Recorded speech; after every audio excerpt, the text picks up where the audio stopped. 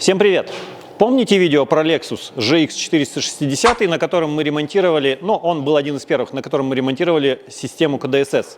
Так вот, именно с него же пошла проблема-то, что именно в левом повороте стучит громко передний цилиндр КДСС. Вот. Он поездил, мы ему отсоединили клеммную колодку от блока КДСС и отпустили его. Проездил он где-то порядка месяца. Мы его пригласили, потому что мы сделали самую последнюю версию, самый супер-пупер отбойник, чтобы там ничего не грохотало. Он приехал, и вот тут-то все и началось. Мытарства с КДСС продолжаются.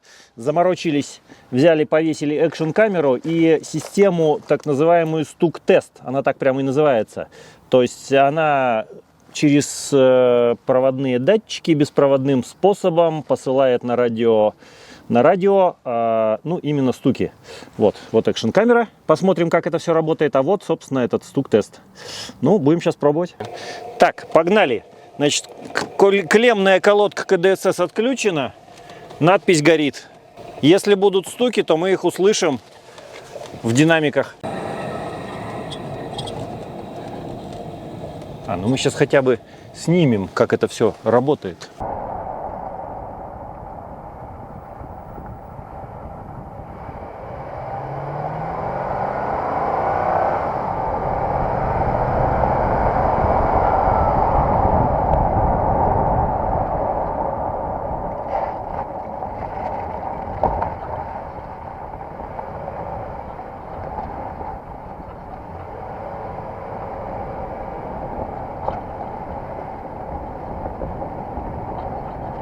Не знаю, что жестко-то, нормально едет машина, как нормальная машина едет, кстати, она с отключенным КДСС.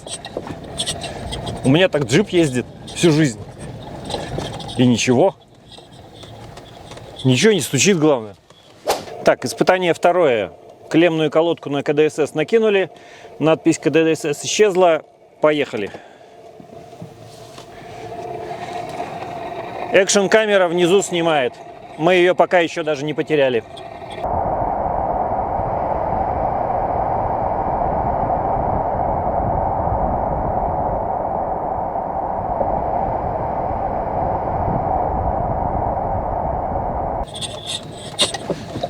Помягче, да, наверное. Трясет поменьше.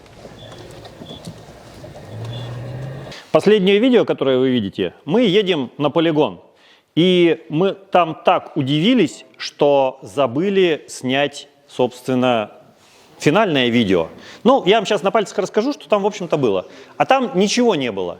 Там стук-тест не стучал, КДСС не стучал, а мы были сильно удивлены, потому что мы этого не ожидали. Вот и все. Поэтому мы скоропостижно отдали Lexus хозяину, потому что решили его не ломать, а он скоропостижно уехал. Все, финита ля комедия.